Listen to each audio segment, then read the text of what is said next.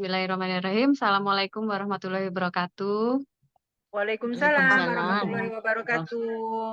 Selamat pagi ya, Ibu-ibu. Kalau di sana mungkin pagi ya.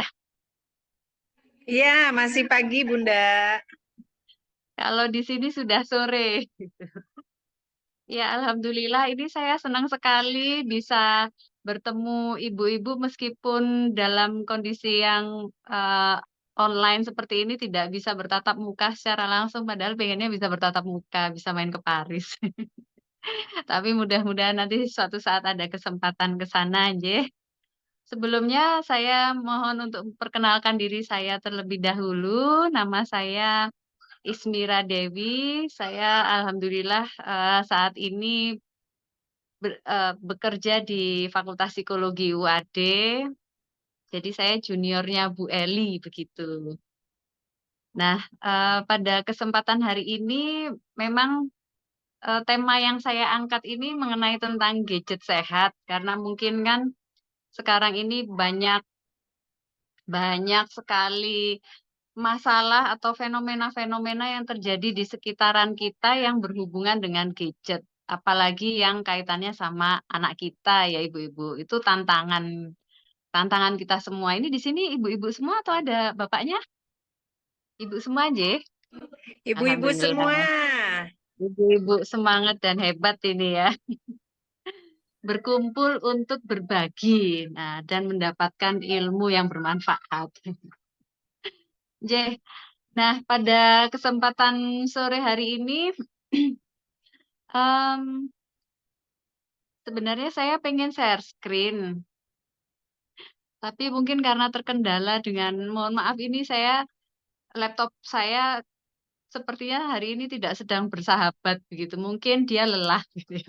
Lelah menghadapi saya yang harus screen time-nya lama sekali begitu. Nah, baik, tadi sebenarnya juga saya udah nge-share materi, J, melalui Bu Ien ya, mohon maaf. Iya, betul, Bunda. Saya masih coba loading WhatsApp ke laptop, mudah-mudahan bisa segera tayang ya. Oh, J, amin. J, jadi kita ini dulu ya, ibu-ibu, kita mengamati atau merefleksikan dulu dari kondisi kita keseharian yang berhubungan dengan gadget gitu. Mohon maaf suara saya apakah sudah terdengar jelas? Jelas, alhamdulillah, Bunda. Ya, alhamdulillah. Nggih. Kalau misalkan ada suara-suara teriakan anak saya harap dimaklumi nggih. Karena biasa kalau anak saya itu kalau udah ibunya ngomong sendiri di depan gadget atau di depan laptop ini kadang dia heran gitu. Makanya dia kadang minta perhatian.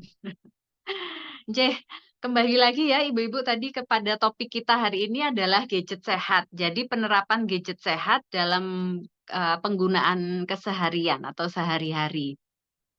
Nah, sebenarnya ada 3 poin yang mau saya sampaikan dalam kesempatan sore hari ini. Yang pertama adalah bagaimana sebenarnya tren penggunaan gadget saat ini. Yang kedua adalah dampak kesehatan penggunaan gadget. Dan yang terakhir adalah strateginya. Kita sebagai orang tua, terutama sebagai ibu, mungkin kan kita harus punya strategi khusus, terutama ketika menghadapi anak-anak kita yang menggunakan gadget. Baik. Nah, sebelumnya kita masuk dulu terhadap masalah atau fenomena-fenomena yang sekarang terjadi. Saya mau sharing dulu ya, ibu-ibu ya. Kalau kebetulan saya tinggalnya di Jogja dan di Jogja itu tidak jauh dengan daerah yang disebut dengan Pati. Mungkin ada yang dari Pati, ibu-ibu di sini? Ada yang dari Pati enggak? Enggak ada. Pati. Daerah Jawa Tengah atau dari daerah Jawa Barat, Bandung dan sekitarnya? Bandung. Bandung ya. Nah, ini sekarang ini yang cukup ramai menjadi pembicaraan, J, adalah kecanduan gadget yang dialami oleh anak-anak di usia anak dan itu berdampak pada akhirnya mereka berada di rumah sakit jiwa. Jadi mereka harus dimasukkan ke dalam rumah sakit jiwa karena kecanduan gadget yang dialami. Nah, itu eh, bukan cuma satu dua saja kasusnya, tapi melebihi jumlah tersebut. Terjadi di beberapa wilayah. Jadi di daerah Jawa Tengah terjadi, di daerah Jawa Barat juga ada beberapa kasus yang ditemui. Nah, masalah utamanya ternyata adalah penggunaan gadget yang berlebihan atau jamnya yang terlalu lama. Nah, ternyata ya, kalau mungkin kita selama ini taunya cuman, oh kecanduan gitu, merupakan hal yang tidak sampai dalam tanda kutip perlu ditangani secara kejiwaan, tapi ternyata kasus atau masalah tersebut dampaknya sampai pada kondisi kejiwaan ya Ibu-ibu ya. Nah, kalau mungkin di sekitaran ibu-ibu semua ini, eh, boleh nggak ini sharing nih? Ada kasus atau ada masalah yang munculkah yang itu masih menjadi problema kita yang berhubungan dengan gadget? Ada yang mau sharing, Bu-Ibu?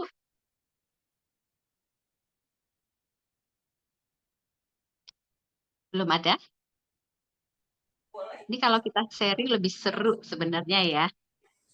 Jadi Ah, lebih dua arah gitu. ya, contoh kasus tentang gadget, penggunaan gadget. Ya, yang mungkin dialami oleh ibu-ibu. Salah satu ibu di sini, Ya, siapa yang mau sharing atau mau bercerita? Boleh ya. ya, ini kita Kalau lebih pada sharing. saya sharing sedikit ya, Bunda ya. Boleh, silakan Ibu. Jadi anak saya yang paling kecil itu umurnya 3 tahun.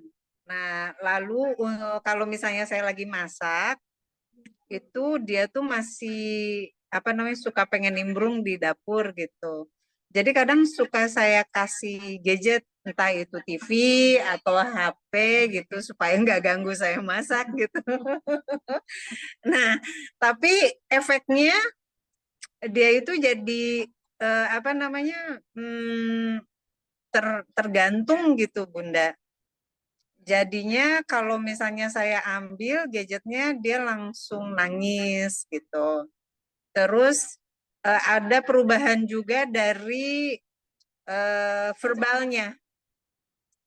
Jadi dia berkurang komunikasinya gitu. Jadi nggak mau ngomong. Ya jadi ada kurang dari verbal gitu. Nah, ini ngatasinya gimana nih Bunda? Itu hanya salah satu contoh. Terus mungkin contoh yang lain orang tuanya sendiri nih Bunda. Kadang susah juga ngatur diri sendiri untuk menggunakan gadget gitu. Nah, mungkin ada trik-trik untuk pengaturannya. Oh iya, betul sekali. Jadi memang itu dialami hampir semua ibu ya, sepertinya ya Ibu Bu Yan ya. Jadi misalkan em, kita lagi mau masak atau mau ke toilet saja ya, atau mau melakukan aktivitas lain, anak kita kasih gadget aja ya deh supaya dia duduk diam gitu, supaya tenang. Dalam artian kita bisa melakukan aktivitas kita gitu ya. Nah, kemudian bagaimana ya kok terus tiba-tiba anak kita menjadi sedikit ketagihan gitu. Kalau nggak dikasih gadget dia nggak mau tenang. Kalau nggak dikasih gadget dia dalam tanda kutip sedikit mengganggu aktivitas kita dan akhirnya kita nggak apa ya mungkin dalam situasi yang tidak bisa konsentrasi mengerjakan sesuatu mungkin memasak atau melakukan hal lain. Nah, bagaimana itu nanti? Ya, betul itu jadi satu nanti akan kita bahas juga terkait dengan tips atau trik ya, trik untuk penanganannya itu sendiri. Karena memang di saat ini kan banyak orang tua itu melakukan pola pengasuhan semacam electronic parenting. Jadi eh, dengan babysitting berharap anaknya tenang dihadapkan dengan gadget. Ketika anak nangis, kasih HP, dia diam. Ketika anak nggak mau makan di restoran, lari-lari, kasih HP aja, terus kemudian dia mau makan. Nah, itulah muncul pola-pola sekarang yang seperti itu, Nje, yang mungkin tidak hanya di Indonesia aja, mungkin di beberapa wilayah mungkin di sekitaran ibu-ibu juga ditemui hal-hal seperti itu. Nah, kemudian terima kasih ya Bu Yan tadi sharing-nya, nanti saya tampung. Kemudian, sebenarnya ya, seberapa waktu yang boleh, dalam tanda kutip, boleh diberikan screen time ya. Screen time itu sebenarnya kalau saya hari ini kita membahas gadget itu, se apa, arahnya, asumsi saya itu tidak hanya berkaitan dengan HP saja ya. HP, kemudian, eee, iPad atau, laptop atau segala sesuatu yang hubungannya dengan screen time, termasuk juga sebenarnya televisi, begitu. Jadi, cuman kita itu familiar-nya dengan istilah penggunaan gadget, karena gadget ini bisa dibawa ke mana-mana dengan mudahnya dan bisa dipegang siapa saja, begitu ya.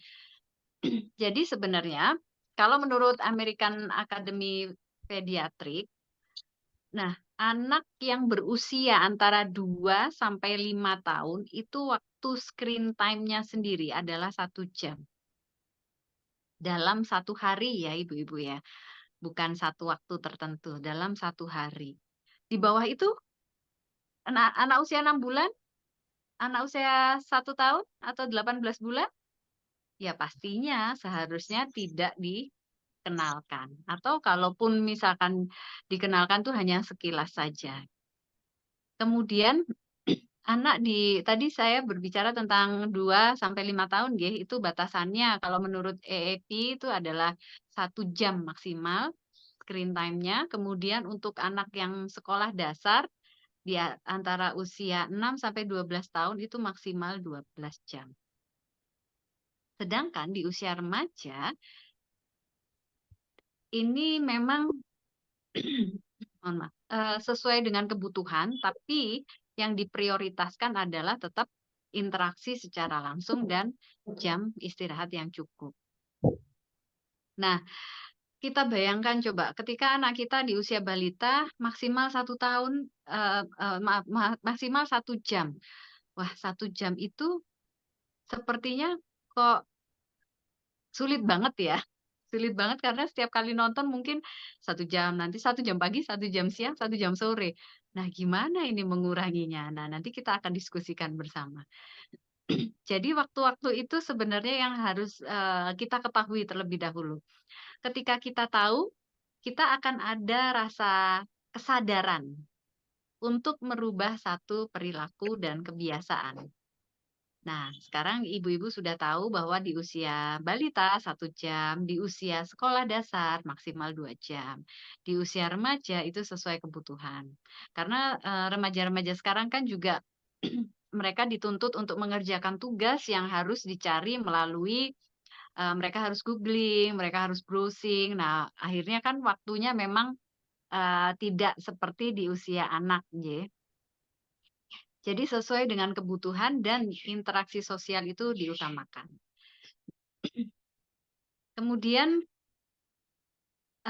kenapa penggunaan gadget ini menjadi satu masalah ya, ibu-ibu semua. Padahal ini merupakan satu kebutuhan sebenarnya untuk generasi sekarang, apalagi generasi sekarang ini kan anak-anak kita itu berada di generasi Z atau generasi alfa ya, yang masih balita. Nah, di satu sisi, ada satu penelitian neuroscience di Jepang yang meneliti antara anak usia 5 sampai 18 tahun dengan durasi penggunaan gadget antara 0 sampai 4 jam. Jadi ternyata dari hasil penelitian neuroscience itu bagian kelabu pada otak depan anak, jadi ini semakin bertambah dan itu akan mempengaruhi IQ pada anak. Nah, sehingga tadi sebelum kita membahas tentang, mungkin ada masalah keterlambatan berbicara atau masalah kosakatanya kurang, dan ini ternyata hubungannya nanti dengan IQ pada anak. Padahal di satu sisi sebenarnya gadget ini ada pembelajaran juga di dalamnya, ada pendidikan, ada juga hiburan, makanya istilahnya smartphone ya, semua ada. dari sesuatu hal yang edukatif, sesuatu hal yang entertain, dan kemudian gaming, bahkan kemudian hal-hal yang negatif pun juga banyak, ya. Hal-hal yang sifatnya konten-konten yang tidak pantas untuk anak-anak itu bermunculan, bisa dengan mudahnya mereka dapatkan. Kemudian kita masuk pada dampaknya ya. Kalau kita tadi sudah membahas tentang penggunaan waktu, terus kemudian ada gambaran dari apa tadi neuroscience di penelitian neuroscience di Jepang juga pasti kan kita udah melihat secara sekilas saja dampaknya. Kok ternyata lebih banyak dampak negatifnya ya daripada dampak positif. Dan semakin ke sini juga semakin banyak problema yang muncul dengan penggunaan gadget atau screen time yang terlalu lama. Sedangkan penggunaan gadget ini telah menjadi bagian yang tidak terpisahkan dari kehidupan sehari-hari. Sehingga ada penekanan pada potensi dampak positif dan juga negatif terhadap kesehatannya. Sehingga sebenarnya gadget ini tidak bisa kemudian kita mengatakan nggak boleh pakai gadget, jangan pakai gadget. Nggak bisa, karena itu menjadi satu kebutuhan juga. Dan saya pun juga memahami bahwa itu bukan hal yang mudah begitu untuk menyeimbangkan antara kebutuhan dengan dampaknya tadi, terutama dampak negatif ya. Oke, kita akan berdiskusi juga nanti ya terkait dengan dampaknya ya Ibu-ibu. Yang pertama adalah gangguan tidur. Gangguan tidur, tadi saya sempat menyampaikan bahwa sekarang ini kan fenomenanya yang muncul adalah anak-anak yang kecanduan gadget itu akhirnya mereka masuk dalam istilahnya penanganannya lebih pada penanganan medis dan juga kejiwaan ya.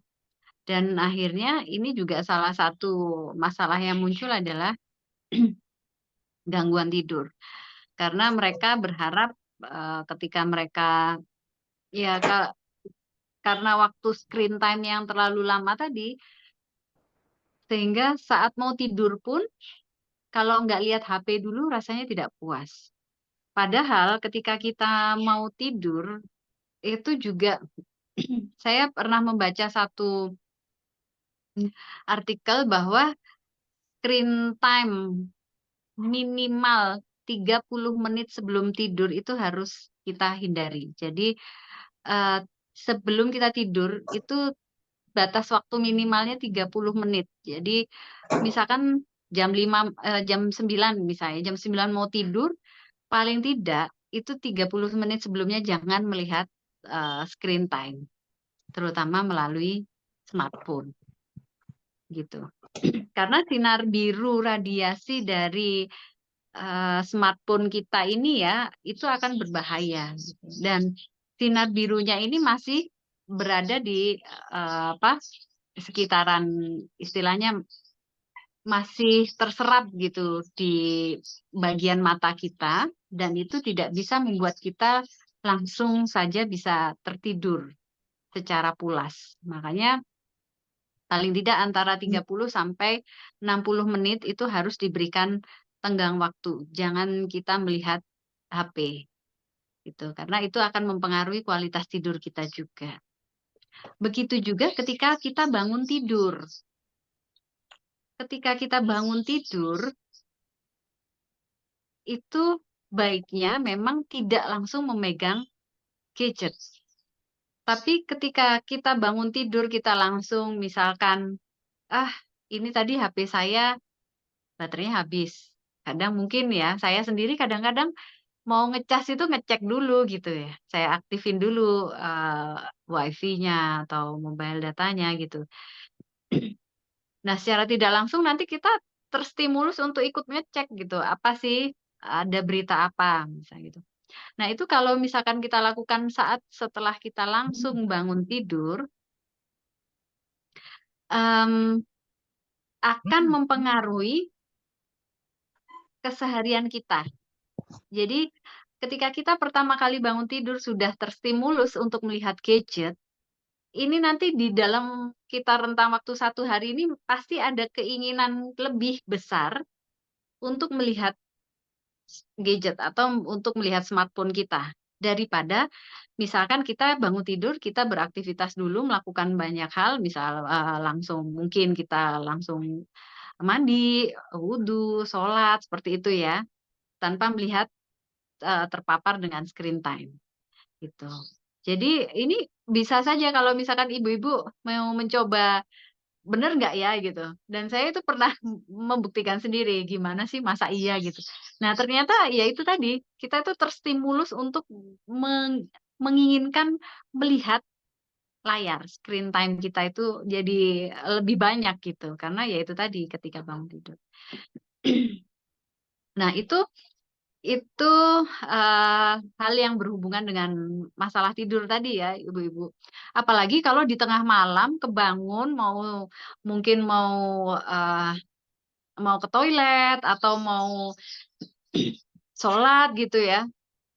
Nah ini kita atau mau ngajinya pakai HP gitu, sebenarnya nggak ada yang salah dengan ngajinya, tapi yang bermasalah adalah sinar biru radiasi layar kita ini yang akhirnya membuat kita untuk, berikutnya itu misalkan kita melakukan hal lain, ya itu tadi, agak sedikit istilahnya apa ya, kita kecenderungan untuk melihat gadget tadi ya, melihat HP gitu. Nah itu. Kemudian masalah, dampak kesehatan yang kedua dan ini sering banget muncul ya, ibu-ibu semua adalah yang hubungannya dengan speech delay atau Eee, keterlambatan bahasa. Ini sering beberapa kasus-kasus yang saya temui, memang anak-anak yang di usia di bawah 2 tahun dan ter eee, mereka diberikan gadget, diberikan HP oleh orang tuanya, terbiasa menggunakan HP, akhirnya mereka mengalami speech delay atau hambatan dalam berbicara, gitu. Kenapa? Ternyata terlalu sering bermain gadget ini sendiri akan memengaruhi penyerapan kosakata pada anak. Antara 500 sampai 1.000 kata. Wow, ternyata banyak ya. Nggak cuma 1, 2 kata, ternyata sampai 1.000 kata. Nah, ini yang akhirnya memunculkan masalah-masalah, salah satunya adalah speech delay. Kemudian selain speech delay atau, permasalahan bahasa, ada juga masalah yang muncul, masalah sosial. Nah, masalah sosial ini, dampaknya seperti apa? Dampak panjangnya ya, ibu-ibu semua, kalau misalkan begini, sederhananya aja, kita ini ketika dihadapkan dengan anak-anak yang mungkin dia terlalu asik dengan gadgetnya atau smartphone-nya atau terlalu lama dengan screen time-nya, itu secara tidak langsung akan membentuk generasi yang cuek. Cuek bagaimana? Misalkan gini, kalau kita kita lihat sendiri, anak kita dengan gadgetnya, kita ajak dia komunikasi, pasti dia lebih asik dengan gadgetnya, dia lebih asik dengan smartphone-nya. Dia mungkin masih semacam merespon, "Oh iya Mas, sebentar," gitu, kemudian dia ngelihat gadgetnya lagi. Nah, itu masih yang umumnya terjadi ya. Tapi kalau ini akan eee, menjadi suatu pola, generasi kita ini ya cuek gitu, ngelihat orang jatuh, "Oh ya udah, oh jatuh," gitu. Jadi, kurang memiliki empati dan kepedulian terhadap lingkungan di sekitarnya. Jadi masalah sosialnya itu ya, jangka panjangnya sebenarnya lebih ke sana. Kalau yang sekarang juga sering muncul adalah masalah sosialnya, anak itu menghindari interaksi sosial. Dia lebih nyaman di dunia maya. Karena apa? Karena dia tidak perlu berhadapan secara langsung. Dia bisa saja langsung menghindari kontak dengan cara leave atau dengan cara mungkin misalkan bermain game tiba-tiba dia kalah gitu ya. Ya sudah, dia keluar aja dari game itu. Tanpa dia harus mempertanggungjawabkan, tanpa dia harus merasa malu. Karena dia, di situ ya karena dunia maya ya, jadi dia mau jadi figur apa saja dengan nama-nama bukan nama sesungguhnya pun juga bisa begitu. Nah jadi, secara tidak langsung pasti nanti akan mempengaruhi juga bagaimana kemampuan interaksi sosial dia di dunia nyatanya. Daripada yang dunia maya. Jadi dunia namanya juga maya ya ibu-ibu semua. Jadi kalau maya itu ya antara ada dan tiada gitu. Nah ini juga, terjadi di lingkungan sosial gitu. Jadi mungkin follower-nya ribuan gitu di dunia maya. Tapi dunia nyata, dia tuh cuman punya temen satu 2 dan cuma itu aja. Suruh berteman dengan yang lain kok susah banget, kenapa ya? Nah ini adalah salah satu masalah sosial juga yang timbul. Karena ya dia lebih senang dia mungkin lebih diterima ya, mungkin dengan konten-konten yang dia bikin gitu. Tapi ketika di dunia nyata dia kok kayaknya dia menghadapi situasi konflik ini yang sulit gitu. Bagaimana cara memecahkan konflik di dunia nyata ini yang tidak dipelajari ketika dia asik dengan gadgetnya gitu. Kemudian selain masalah sosial, kecanduan ya, pasti ya. Kecanduan itu sudah menjadi momok dari semua masalah screen time yang terlalu berlebih ini. Nah, kecanduan ini sendiri pun, nanti ketika itu udah menjadi satu masalah yang berat, akhirnya adalah penanganannya secara itu tadi yang saya sampaikan, mungkin lebih pada penanganan secara kejiwaan, begitu. Nah, ini sepertinya sudah di-share screen juga ya, alhamdulillah. Ini saya sudah sampai slide ke-8, Ibu. Nun sewu.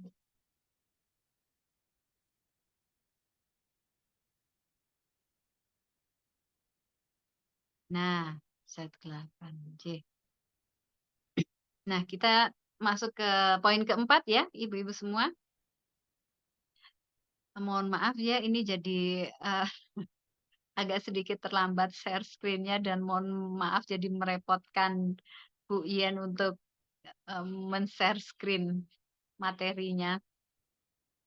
Kemudian yang poin kelima adalah adanya gangguan mental dan emosional. Ini mungkin juga bagian dari masalah yang sering muncul. Misalkan begini, ada satu kasus ketika anaknya dibawa ke dokter. Ini dokternya yang cerita. Anaknya itu dibawa ke dokter untuk berobat, dokter anak ya. Kemudian anaknya di masih megang HP. Anaknya usia sekolah dasar. Mmm, orang tuanya ikut, ibunya ya terutama. Ibunya ikut mendampingi, kemudian, dokternya berusaha berinteraksi dengan anaknya, "Halo Dek, gimana kabarnya? Lagi sakit apa nih hari ini?" Gitu ditanya sama dokternya. Tapi dia asik dengan gadgetnya. Terus kemudian ibunya bilang, "Gadgetnya taruh, HP-nya taruh." Dia nggak dengerin. Kemudian HP-nya diambil sama ibunya. Langsung dipaksa diambil begitu. Dan anak ini marah, ibunya langsung ditendang. Nah, kejadian seperti itu mungkin itu yang di hadapan orang lain ya, dan bisa jadi, kondisi-kondisi masalah mental, emosional ini juga muncul ketika itu tadi screen time-nya terlalu berlebih dan akhirnya anak ini ketika, smartphone ataupun gadgetnya dia diambil, dia langsung menunjukkan reaksi emosional yang tidak terkendali, gitu. Karena ya itu tadi, karena dia merasa dia lagi asik dengan dunianya dia lagi asik dengan, HP-nya, jangan ganggu, begitu. Nah, ini masalah, emosional juga ya. Saya juga pernah melihat satu tayangan, dia, bayi ya, masih di usia bayi karena belum ada usia 1 tahun, sekitar usia 9 bulan. Karena dia terbiasa dengan gadget ya, jadi dia bisa megang sendiri gadgetnya.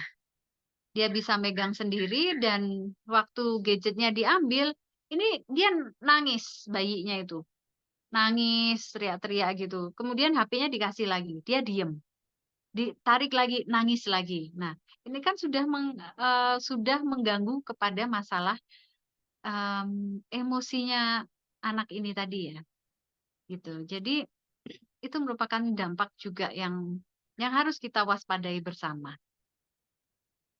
Dan poin yang keenam, sebenarnya masih banyak ya ibu-ibu poinnya itu mungkin lebih dari ini gitu. Apalagi saya yakin setiap orang tua di sini mungkin menemui masalah yang berbeda-beda gitu.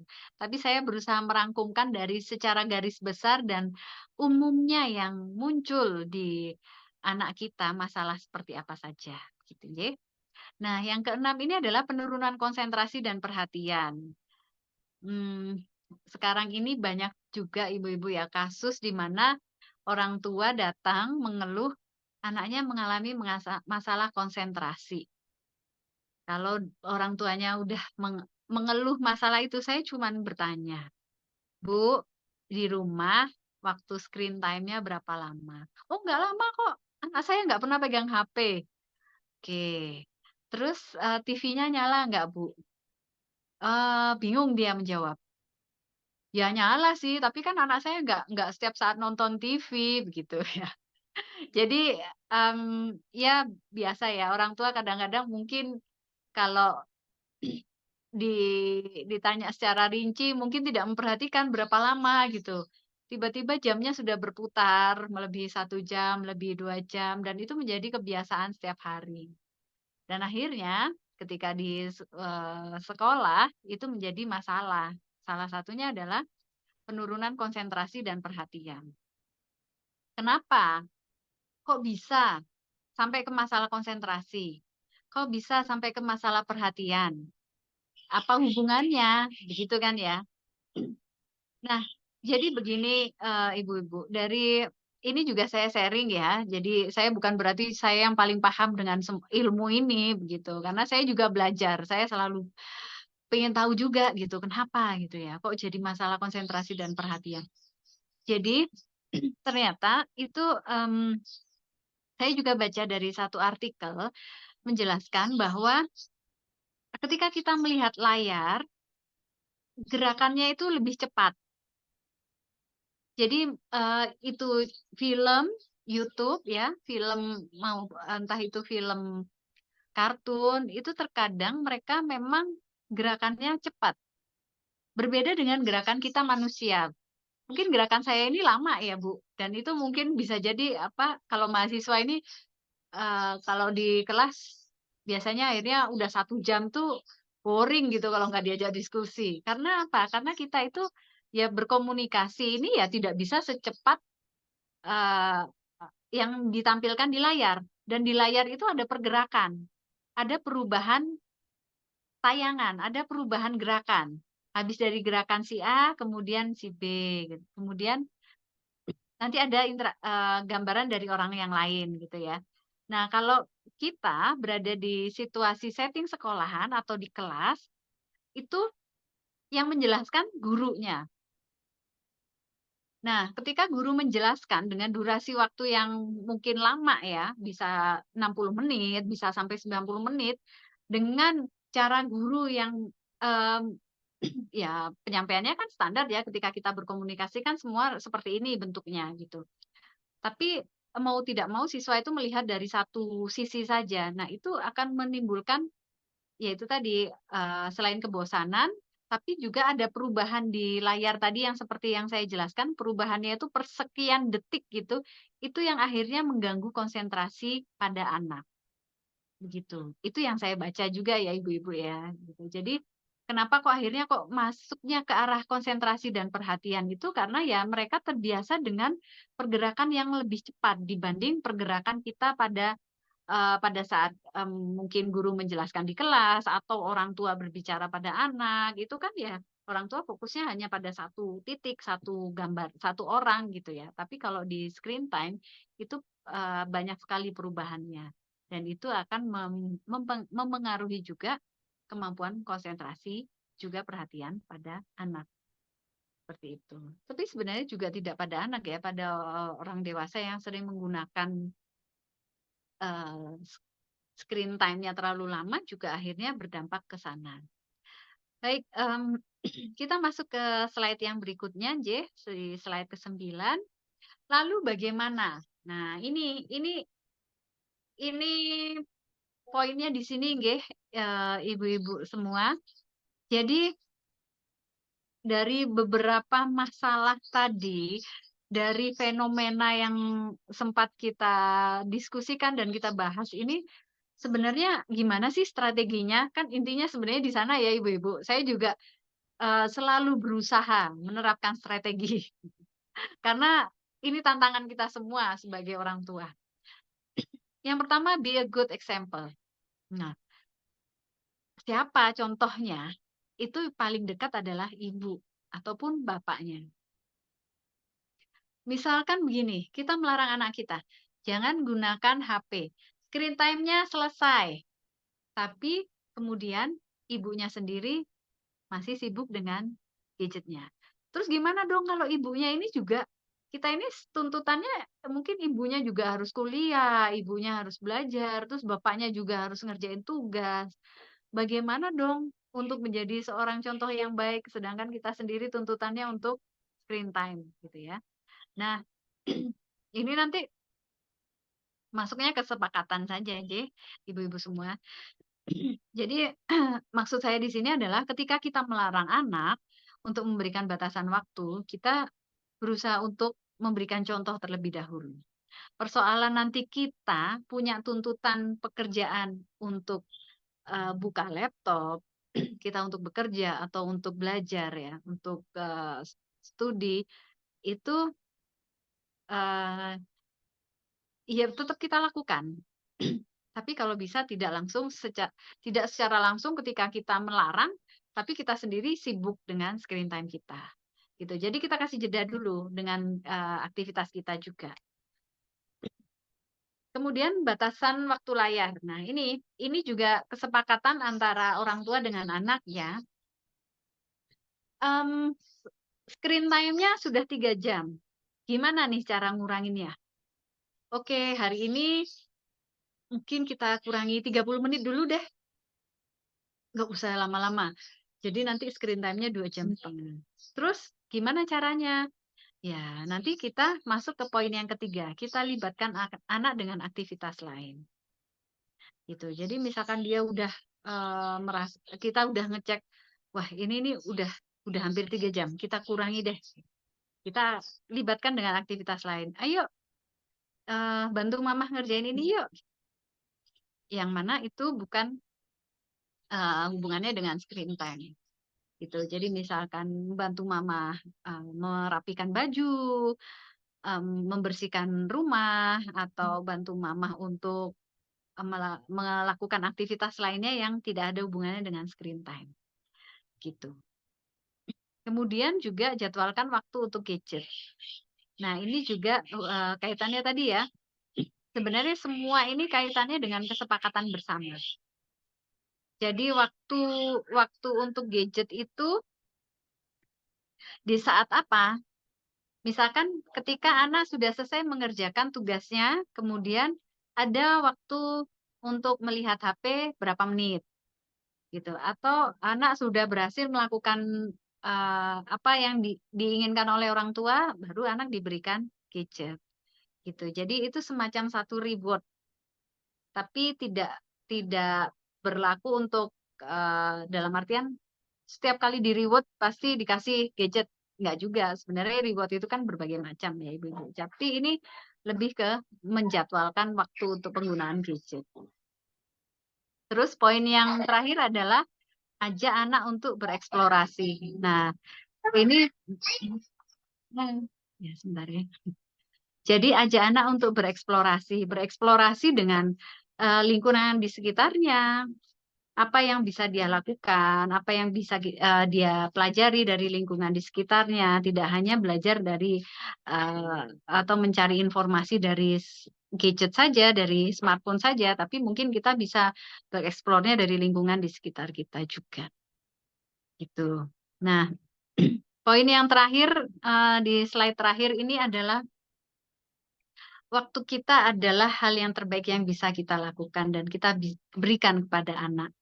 Jadi sebenarnya masalah yang cukup pelik ini ya, kalau saya bilangnya pelik gitu. Karena apa? Karena ini masalah banyak orang, masalah semua orang, masalah saya juga sebenarnya. Jadi adalah waktu. Ketika kita bisa lebih banyak waktu bersama anak, berinteraksi dengan anak kita, itu insya Allah penggunaan gadget itu bisa kita atasi gitu.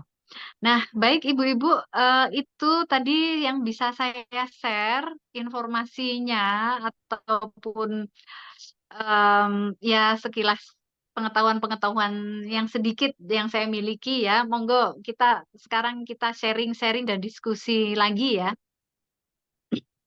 Silahkan. Alhamdulillahirobbilalamin. Suara saya jelas terdengar, Bunda? Sudah sampun. Alhamdulillah, ya. Akhirnya settingnya sudah selesai, bisa masuk ke laptop, bisa sharing screen. Alhamdulillah. Ini Ya, sangat alhamdulillah. sekali nih Bunda ya.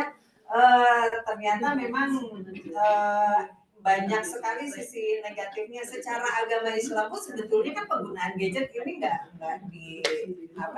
dilarang gitu ya. Karena memang apabila kita bisa menggunakannya secara bijak, banyak sekali manfaat yang bisa kita ambil. Tapi memang masalahnya adalah kalau kebablasan memang jadinya lebih banyak dampak negatif daripada positifnya. Ya, Bunda sangat menarik sekali. Saya mohon izin nanti ini slide-nya saya share untuk teman-teman di grup juga ya, Bunda ya. Boleh dengan senang hati. Alhamdulillah. Silakan Ya, Bunda, Ibu. untuk insya Allah kita masuk ke sesi diskusi. Ini sudah ada Mbak Rizka yang akan bertanya. Silahkan. Assalamualaikum, suara saya udah kedengaran? Ampun, sudah terdengar Ibu. Oke, Waalaikumsalam. alhamdulillah nama saya Rizka. Saya punya anak 2, perempuan semua, umur 7 dengan 9 tahun. Selama ini kalau untuk menonton TV atau yang sifatnya entertainment gitu, saya batasin tuh cuman weekend ya, dan weekend kita juga sering pergi. Jadi ya mungkin 2-3 jam gitulah ya, Sabtu atau Minggu. Tapi kalau sehari-hari mereka memang pakai iPad ya untuk, kadang-kadang mereka ngelihat apps di sekolahan atau melakukan beberapa hal gitu yang harus menggunakan, gadget gitu. Nah, sebenarnya batas penggunaan gadget itu apakah hanya, yang kita batasin itu cuman buat yang game dan entertainment gitu, atau kalau dalam rangka penggunaan yang, sifatnya memang diperlukan gitu tuh masuk juga nggak sih ke dalam jam penggunaan gadget itu gitu? Oh ya, betul Bu Rizka. Jadi tadi berarti anaknya di usia sekolah dasar ya Ibu ya? Iya, SD. SD ya. Nah, memang ini lebih pada ranahnya adalah ranah entertainment ataupun game seperti itu. Jadi kalau tadi juga saya berikan gambaran bahwa menurut American American Academy Pediatric itu kan di usia remaja dia harus sudah bisa memprioritaskan kalau memang menggunakan gadget itu sesuai dengan kebutuhannya. Kebutuhannya itu dalam artian kalau memang itu untuk yang hal-hal yang edukatif dan mungkin mencari informasi, mencari apalagi kan sekarang kan buku aja pakai e-book ya. Nah, itu itu memang tidak masuk di dalam kriteria ini. Jadi yang kriteria batasan waktu tadi yang arahnya lebih ke hiburan, entertainment atau game seperti itu, Ibu.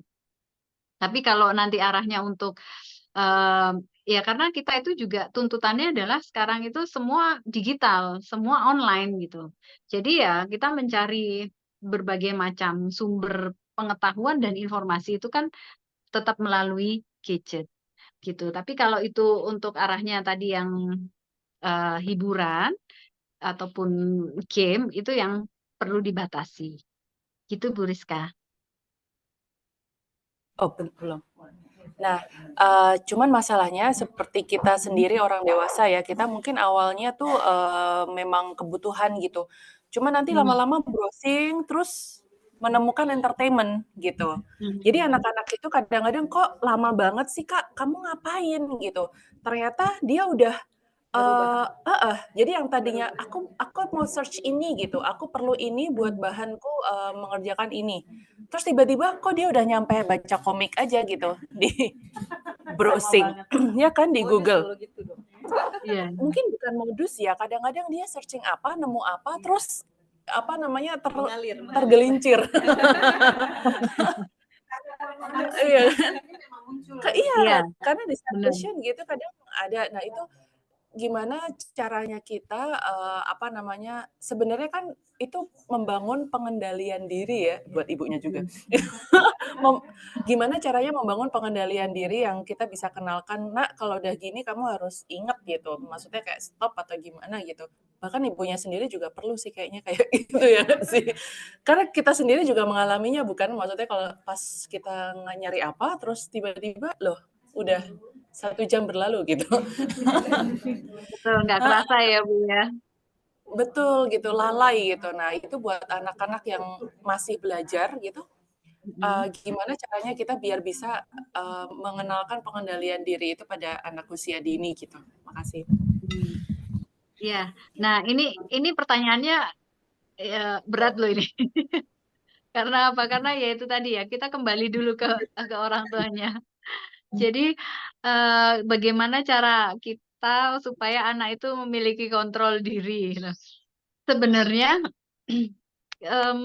kemampuan kontrol diri anak ini akan terbentuk di usia remaja. Jadi ketika anak kita harapkan dia bisa mengendalikan diri, ini harusnya orang tuanya yang mengendalikan memang. Jadi bukan ke anaknya kita harapkan dia, apalagi di usia anak ya ibu-ibu ya. Ketika di usia remaja dia sudah mulai terbentuk memang istilahnya apa inhibitory control. Bagaimana dia mengendalikan keinginannya, mengendalikan impuls-impulsnya dia. Nah itu sudah terbangunnya itu di usia remaja. Nah, di usia anak ini apakah belum bisa? Ya masih berlatih, gitu, masih melatih diri. Sehingga kalau kita ngasih tahu, mungkin kalau kita mungkin tadi dari contohnya Bu Rizka terus bilang, "Kok anak saya nggak bisa mengendalikan diri ya?" Gitu. Sebenarnya, eee, dia bukannya belum bisa, dia tuh masih harus melatih untuk mencapai ke sana, Bu, gitu. Nah, maka dari itu, akan lebih baik ketika saat dia melakukan, entah itu dia lagi, googling atau dia lagi browsing atau dia mengerjakan sesuatu, itu memang kita dampingi, gitu. Kita dampingi, tadi mau nyari apa, sudah dapat belum, gitu. Misalkan, apakah harus setiap saat didampingi, kan ibunya juga harus mengerjakan yang lain ya, mungkin 15 menit setelah saat dia menggunakan, kita cek, "Tadi nyari apa?" Sudah dapat belum? Gitu. Nanti oh belum dapat, oke lanjut 15 menit kemudian, 30 menit kan berarti 30 menit sudah dapat apa? Loh kok malah dapat komik? Loh kok malah beli, online, belanja online ini gimana gitu ya. Nah itu yang harus kita bantu untuk mengendalikan, gitu. Jadi, mmm, memang kemampuan dia untuk mengendalikan tadi ya Bu, mengendalikan impulsnya, keinginannya, itu ya masih dalam proses pembentukan gitu. Ketika dia udah remaja harapannya itu udah terbentuk dengan baik. Tapi ini tidak terlepas dari bagaimana proses-proses dia sebelumnya, gitu. Makanya kenapa kok ada anak masih tantrum, ya kita bantu. Memang dia belum bisa mengendalikan rasa marahnya, mengendalikan emosinya. Apalagi dikuatkan dengan masalah gadget gitu. Anaknya belum bisa mengendalikan emosi, ini gadget itu dampaknya luar biasa nih ke diri anak. Akhirnya dia menunjukkan reaksi tantrum, mungkin sampai meminta sesuatu, sampai dia berguling-guling. Nah, ini memang dia belum bisa sampai ke sana gitu. Begitu nggih Bu Rizka, sehingga dalam prosesnya ini saya harap juga kita tetap bisa mendampingi anak dengan durasi waktu tertentu itu tadi. Bagaimana Ibu? Apakah sudah cukup menjawab? Iya, terima kasih. Terima kasih banyak. Ada lagi yang mau nanya? Maju kali Mbak.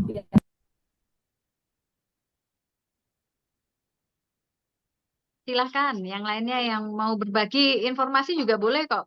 Nggak harus dari saya ya, siapa tahu mungkin ibu-ibu di sini ada yang punya pengalaman menarik begitu cara menghadapi anak ketika misalkan dalam mengontrol waktu atau juga mengontrol diri gitu ya.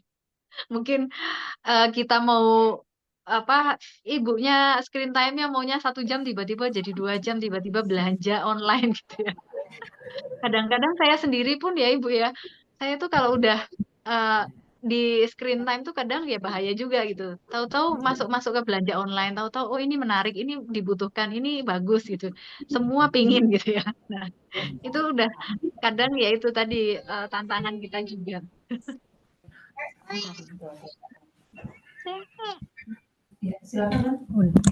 Silakan Halo Bu. Ibu, ya nama saya Ya. Deni Bu. Oh iya Bu Deni. Ya, silakan Bu.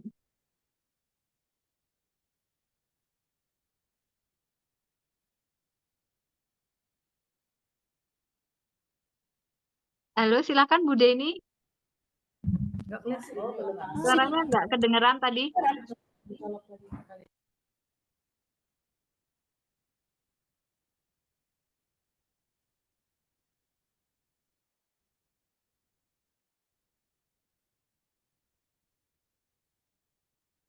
Bu, suaranya belum terdengar. Saya sambil minum ya, Ibu-ibu. Ya, kayaknya kembali ke cara tradisional ini. Gimana, Bu?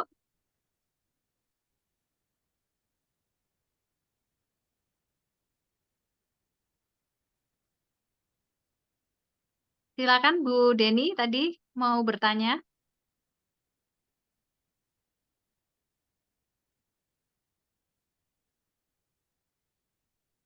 Monggo, Ibu.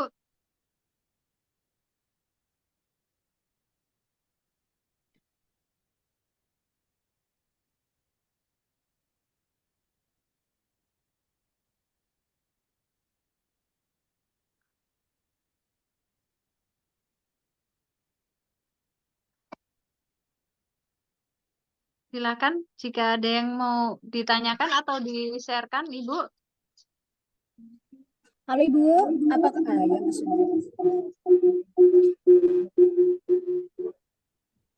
Halo Ibu. Iya. Oke. Saya mau bertanya nih Bu. Yes, silakan Bu. Ya, gini Bu, saya kebetulan pekerjaan saya itu tidak bisa terlepas dari handphone ataupun tablet. Jadi kalau sudah malam itu anak melihat kebiasaan saya melihat layar gitu Ibu. Nah, bagaimana sih sebenarnya dalam hal ini memberi pengertian ke anak bahwa yang saya lakukan itu adalah pekerjaan. Nah, itu pertanyaan saya. Kalau yang kedua, kalau boleh berbagi, kalau pengaturan saya dengan anak dalam penggunaan gadget, Senin sampai Jumat, itu dia bisa tahan tidak melihat HP, YouTube, tablet, dan juga nonton TV. Tapi begitu weekend datang, itu adalah hari dia dengan tablet. Hari dia dengan, dia hanya pakai tablet, nggak pakai HP gitu. Nah, cuma di Sabtu Minggu itu sering overtime yang hanya boleh 2-3 jam, tapi itu bisa lebih dari 2-3 jam Ibu, untuk weekendnya gitu. Nah, pernah saya kasih tahu Lah, ini kan udah lebih dari 2-3 jam sesuai kesepakatan. Nah, dia pernah menangis, bergumam seperti ini, Bu. Mama, saya kan dari Senin sampai Jumat sudah belajar rajin. Sabtu Minggu kan harusnya ini kompensasi buat saya, gitu Ibu. Jadi bagaimana kami, ibu-ibu ini bisa kuat gitu untuk memperjuangkan bahwa 2-3 jam itu adalah hakmu. Selebihnya itu mungkin sudah merusak kesehatanmu gitu Ibu. Demikian, makasih. Kalau boleh tahu, anaknya usia berapa, Ibu?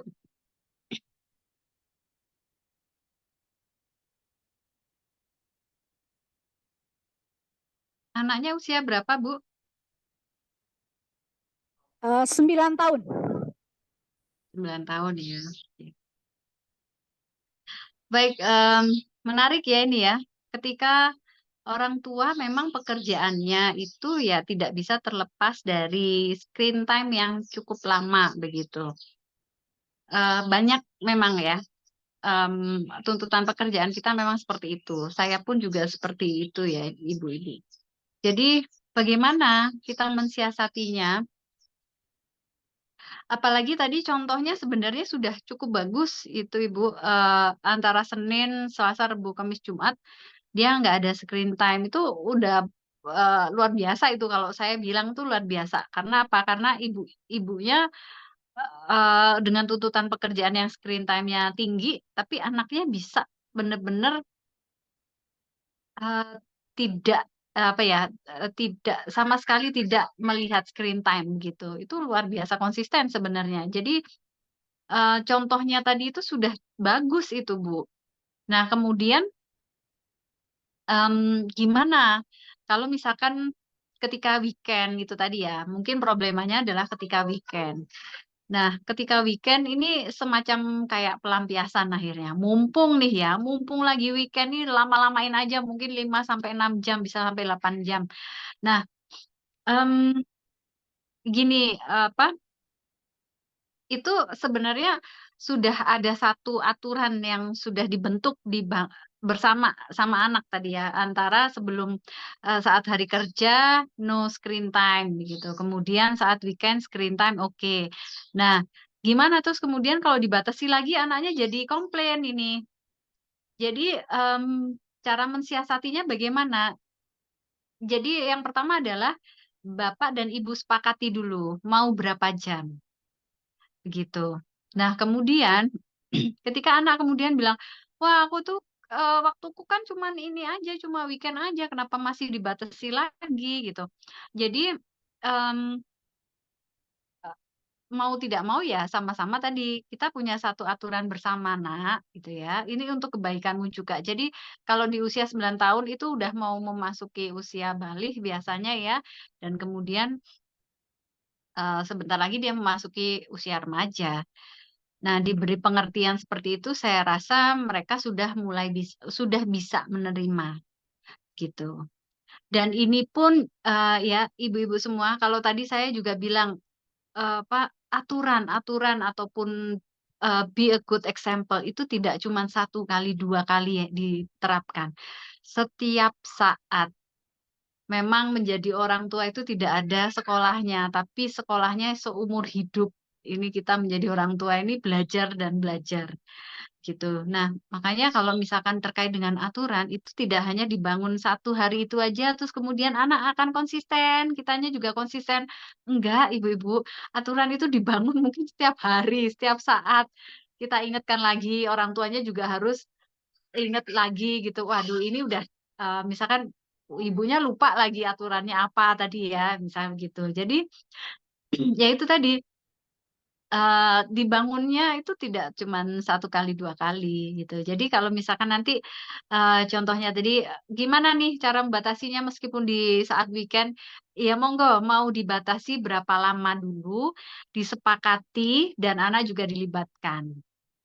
Diajak dia berkomunikasi, "Gimana kalau nih ya screen time-mu, untuk weekend juga untuk kesehatanmu." Jadi kita kasih tahu nih manfaatnya buat anak apa, gitu. Kalau kita hanya melarang saja, dia tidak tahu apa sih maksudnya orang tua kok melarang-larang kesenanganku gitu ya.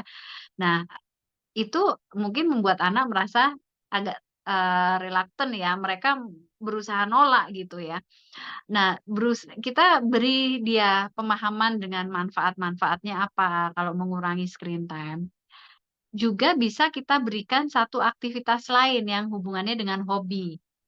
Jadi kira-kira nih hobinya anak kita ini apa? Berkuda atau panahan atau apa ya? Boxing atau exercise gitu yang lainnya itu juga boleh gitu. Yuk, ini waktunya kita untuk exercise gitu. Jadi kita latihan sendiri yuk meskipun, belum jadwalmu untuk berlatih, kan masih besok, nggak apa-apa, mama pengen tahu nih kamu sudah sampai di mana nih, gitu. Jadi kita stimulus dengan kegiatan-kegiatan atau aktivitas yang tidak berhubungan dengan screen time. Mungkin itu, cara-caranya ya, Ibu, ya, cara sederhananya untuk mengalihkan sebenarnya, mengalihkan dengan harapan mengurangi, gitu. Karena tadi saya juga, kadang-kadang anak itu memang seperti itu, ketika udah dikasih, kesempatan, dia konsisten gitu, dan kita juga harus konsisten dong, gitu. Jangan sampai akhirnya kita ini tidak konsisten di mata anak, akhirnya anak itu nggak mau lagi, "Oh, mama," misalkan papa sama mama sendiri kayak gitu kok aku disuruh gini gitu. Nah, jadi tadi itu ya kita harus jadi contoh dulu, seperti itu. Jadi misalkan juga, waktu kita bersama juga ditambah ketika weekend, entah itu kita ke taman atau ke museum atau berinteraksi atau melakukan aktivitas bersama di rumah, seperti itu juga bisa, kita tambah untuk mengalihkan sebenarnya ya, mengalihkan dengan harapan screen time-nya anak kita ini juga berkurang, begitu. Mungkin itu Bu, eee, tipsnya ya, semoga saja bisa Sip, diterapkan, gitu. makasih Bu, makasih. Ya, Oke, silakan. sama-sama Ibu. Mikrofonnya udah hidup. Assalamualaikum warahmatullahi wabarakatuh. Waalaikumsalam warahmatullahi wabarakatuh.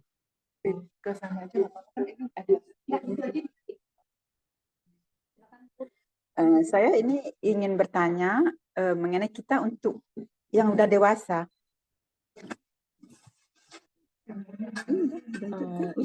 Ininya video. Iya Ibu, Ya, Ustaz, silakan. Ustazah.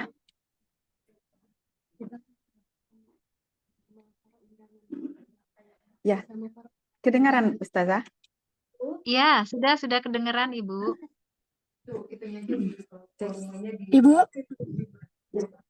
apakah didengar Bu? Sudah terdengar suaranya. Oh, Pertanyaannya sip, yang aja. ya. Ini untuk kita yang sudah dewasa, Ustazah. Karena memang pada saat ini kita seakan-akan diikat dengan gadget ini begitu. Misalnya untuk keperluan bank, untuk beli tiket, untuk segalanya. Jadi bagaimana membatasinya? Dan juga untuk kadang-kadang yang baik itu misalnya ceramah agama atau apa, bagaimana? Apakah itu juga harus dibatasi, Ustazah, untuk kita yang dewasa? Makasih, Ustazah. Ya, terima kasih Ibu atas pertanyaannya yang menarik sekali. Jadi, bagaimana ketika kita yang sudah dewasa ini dan kita menggunakan entah itu smartphone kita, entah itu kita dengan tablet kita atau segala hal yang di sekitar screen time kita ini digunakan untuk misalkan mendengarkan pengajian atau mendengarkan, informasi-informasi yang penting begitu, atau juga untuk mencari ilmu, itu bagaimana? Apakah itu harus dibatasi? Ya, jadi begini Ibu, memang, mmm, ketika kita udah dewasa, harapannya kita lebih mampu mengendalikan, mengontrol diri, atau istilahnya apa, bagian di dalam otak kita itu ada istilahnya kemampuan mengendalikan keinginan. inhibitory control. Nah, bagaimana kita mengontrol itu sebenarnya di usia dewasa sudah bisa, begitu, dari usia remaja. Sehingga ketika kita misalkan kita melakukan aktivitas kita, saya mau mendengarkan pengajian dari YouTube, apakah boleh? Pengajiannya itu 2 jam. Itu hanya mendengarkan pengajian, belum lagi saya itu nanti, melihat, mungkin ada berita di, mungkin, berita yang saya ikuti juga di YouTube, seperti itu. Atau juga saya nanti harus belajar belajar online, mengikuti webinar. Nah, itu bagaimana screen time-nya kita yang terlalu berlebih ini tadi? Apakah itu mengganggu? Apakah itu menjadi, bermasalah? Nah, ini yang agak sedikit berbeda memang ya konteksnya ketika usia anak dengan usia remaja ke atas, apalagi usia dewasa. Jadi kalau kita di usia dewasa, kita sudah bisa menseleksi, mensortir informasi. Kita sudah mulai bisa mengendalikannya, waktu yang kita gunakan untuk apa saja. Sesuai nggak dengan kebutuhan kita. Nah, kalau kita menggunakannya dengan hal positif yang sifatnya tadi edukatif atau sifatnya yang kita belajar suatu hal yang baru, sebenarnya itu bukan jadi masalah, Ibu. Karena di zaman sekarang ini kebutuhan digital, sesuatu yang hubungannya dengan digital media informasi ini memang menjadi kebutuhan semua orang, menjadi hal yang umum. Belajar saja mungkin kita bisa, mendapat informasi dari YouTube gitu. Saya mempelajari sesuatu bisa banyak dari YouTube gitu. Akhirnya waktu saya melihat YouTube itu cukup banyak gitu, tapi saya mendapatkan banyak pengetahuan juga, begitu. Nah, maka dari itu kalau di usia dewasa ini, screen time-nya yang tidak yang tadi di awal saya jelaskan seperti EAP tadi, kok melebihi? Sebenarnya ya tidak apa-apa, karena sesuai dengan kebutuhan kita. Dan selama itu tidak berdampak negatif, nggih. Kalau di dewasa mungkin dampak negatifnya apa? Pekerjaan kita terbengkalai, mau masak nggak jadi, soalnya ibunya lihat YouTube aja gitu ya. Terus kok malah mungkin, hal negatif lainnya kalau di dewasa ini apa? Wah, kita itu malah ngelihat gosip-gosip lewat sosmed gitu ya. Terus kita terbawa nih, kebawa apalagi kemarin habis, di Indonesia habis pemilu ya ibu-ibu ya. Wah, ada postingan-postingan terhadap paslon tertentu. Nah ini kan, apa ya, menimbulkan reaksi negatif terkadang ya. Nah itu yang sebenarnya kurang kurang baik dampaknya dari penggunaan screen time yang terlalu lama gitu. Tapi selama itu bermanfaat dan sifatnya untuk pendidikan dan ilmu, saya rasa itu tidak apa-apa aja Ibu ya. Untuk batasan waktunya ya silahkan ditentukan sendiri sesuai kebutuhan dan sesuai dengan, ketersediaan waktu kita juga, gitu. Karena setiap orang di usia dewasa mungkin, ya tadi ada ibu yang lebih banyaknya memang saya tuh bekerjanya screen time gitu, ya nggak apa-apa. Ada juga yang lebih banyaknya nggak, secara offline begitu. Jadi screen time-nya ya monggo silahkan disesuaikan dengan kebutuhan masing-masing. Begitu Ibu.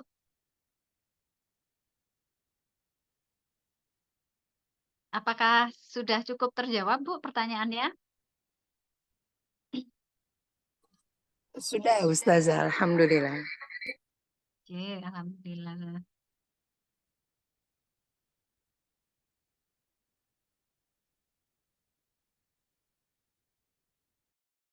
Ini saya diberi waktu sampai jam berapa Bu Yen? Sebentar nih ada satu lagi. Oh, nggih, Bu, silahkan.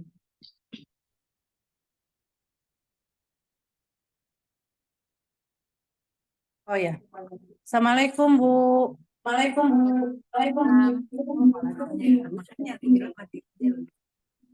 Silahkan Ibu. Ya, perkenalkan nama saya Ibu Nelly. Ya, saya tadi ikut Zoom-nya di kereta karena terlambat, ada janji sama dokter. Sangat kajiannya sangat bermakna. Ada hal-hal yang saya gali. Cuma saya mau berbagi pengalaman dengan ibu-ibu. Ini pengalaman yang sangat menarik mungkin untuk berbagi pengalaman dengan anak saya yang pertama tuh. Aduh, masalah internet tuh ya Bu ya, sampai aduh betul-betul susah dikendalikan itu. Mungkin karena kita ini berpengalaman dari kesalahan ya, karena kita nggak tahu tahun-tahun yang meledak itu internet lagi, wow, pertama kali gitu diperbolehkan bagi semua orang. Nah, itu banyak hal yang benar-benar aduh efek negatifnya sangat tinggi ya. Saya merasakan sekali tuh. Makanya hati-hati dengan handphone ibu-ibu, anak-anak jangan terlalu di itu ya. Nah, sekarang saya udah anak kedua, alhamdulillah belajar dari pengalaman dari anak yang pertama. Jadi alhamdulillah udah saya nggak kasih handphone sama sekali. Cuma dikasih TV pun itu desa anime film kartun cuman weekend aja kalau dia nggak sekolah. Itu pun udah jam, cuma setengah jam. Gitu. Jadi Caranya kemarin gimana Bu Nelly? Yang anak pertama itu akhirnya dia bisa membatasi dirinya. sekarang udah 19 tahun ya, dia sekarang udah mengerti sih. Dulu sama sekali nggak tahu batas. Mungkin dia dari pengalaman yang sudah terjadi sama teman-temannya, lingkungannya, mungkin dia sekarang lebih membatasi, apalagi itu yang mainan game itu yang PlayStation itu ya Bu ya, aduh itu sangat jahat sekali ya. Main game itu aduh, walaupun dibatasi, kalau udah anak teenager, anak remaja itu, aduh harus. Cuman saya berbagi pengalaman sama ibu-ibu aja di sini, pengalaman apa yang terjadi dengan anak saya yang pertama. Cuman berbagi itu aja gitu, hati-hati dengan handphone. Nah, karena saya nggak punya jaringan sosial, saya nggak punya Facebook, nggak punya TikTok, nggak punya hal-hal yang menyangkut tentang dunia maya, alhamdulillah. Karena saya tidak menyukai, saya belum siap Bu untuk ke sana gitu. Karena hidup pribadi saya cukup dengan saya dan keluarga aja gitu. Masya Allah, luar biasa loh, hebat, nggak sampai nggak punya ini sosmed. Belum siap karena saya mata hati pun lagi belajar memperbaiki diri Bu. Kalau saya udah menjurus ke dunia maya, mungkin saya tidak bisa menyikapi kehidupan ini gitu. Cuma saya berbagi pengalaman aja gitu. Tapi akhir-akhir ini saya lagi aktif Palestina Bu. Saya cuma ikut media sosial untuk Palestina aja gitu. Lagi mengikuti perkembangannya sampai di sana gitu. Tapi alhamdulillah terbatasi. Ya udah gitu ya Bu ya. Assalamualaikum semuanya. Ya, terima kasih Bu atas share-nya. Masya Allah ini ya. Ternyata memang setiap orang tua punya pengalaman dan punya cerita masing-masing, yang mana itu juga akhirnya menjadikan pembelajaran bersama ya ibu-ibu. Saya yakin juga dari setiap problema yang terjadi ini pasti ada hikmah dan ada pembelajaran yang berarti. Terkadang juga yang dipelajari, kalau saya pribadi ya, yang saya pelajari secara teori dengan prakteknya itu juga banyak yang berbeda begitu. Ternyata tidak semudah itu untuk mempraktekkannya. Nah, tapi di sini pastinya kita sebagai seorang ibu itu sangat dibutuhkan apa istilahnya, komitmen dan keteguhan hati ya dalam mendidik dan membentuk generasi-generasi kita supaya menjadi generasi yang unggul dan juga generasi yang bermoral begitu. Baik, ibu-ibu semua, Bu Yen, ini saya Sudah enak Bunda? 5 menit lagi sepertinya azan. Masya Allah, 5 menit lagi. Alhamdulillah. Ya, terasa ini. Ibu-ibu. Alhamdulillahirobbil alamin. Ini rasanya sudah cukup. Alhamdulillah. Seperti saya sampaikan tadi, itu sangat menarik sekali itunya Bunda, apa namanya, slide show-nya. Jadi saya minta izin, Boleh, minta izin saya boleh bagi kan? Ibu ya, terutama tadi Iya. yang umur sekian sampai sekian batasannya Oh berapa iya. tahun gitu ya. Mungkin nanti kita Boleh. tambahkan untuk para orang tuanya juga. Jadi gini Bunda, sebenarnya di sini kalau anak SMP itu mereka menerima buku panduan penggunaan gadget dari sekolah gitu. Iya, Jadi saya iya. pernah disindir nih sama anak saya. Heeh. Mamanya saya dapat buku dari sekolah, jadi kita tuh harusnya begini, begini, begini gitu. Jadi maksudnya dia tuh mau nyindir saya karena kebanyakan pegang handphone gitu. Tapi macam saya ini apa namanya, alhamdulillah kajian hari ini kita mendapat banyak pencerahan. Terima kasih sekali. Mungkin Benar. untuk penutup Bunda boleh diberi kesimpulan secara singkat, kemudian kita tutup dengan doa bersama. Silakan Bunda. Oke, baik. Sebagai closing ya, ibu-ibu semua. Jadi em, saya harap juga ke depannya kita bisa meluangkan waktu kebersamaan ya. Quality time bersama anak itu sangat penting. Jadi quality time di sini adalah bukan anak dengan screen time-nya atau dengan gadgetnya ataupun dengan iPad-nya atau hal yang lain. Kita juga tidak memegang gadget begitu. Jadi quality time adalah kita bisa berkomunikasi bersama anak, bercerita dan kita mendengarkan apa keluh kesah anak itu adalah waktu yang terbaik yang tidak bisa dinilai dengan uang seberapapun. Jadi disitulah kita akan membangun komunikasi yang positif dan harapannya juga itu akan memperkuat fondasi-fondasi di dalam keluarga. Saya rasa itu closing dari saya dan saya ucapkan terima kasih sekali atas kesempatannya. Saya berbagi dengan ibu-ibu hebat di sini, Masya Allah, Alhamdulillah.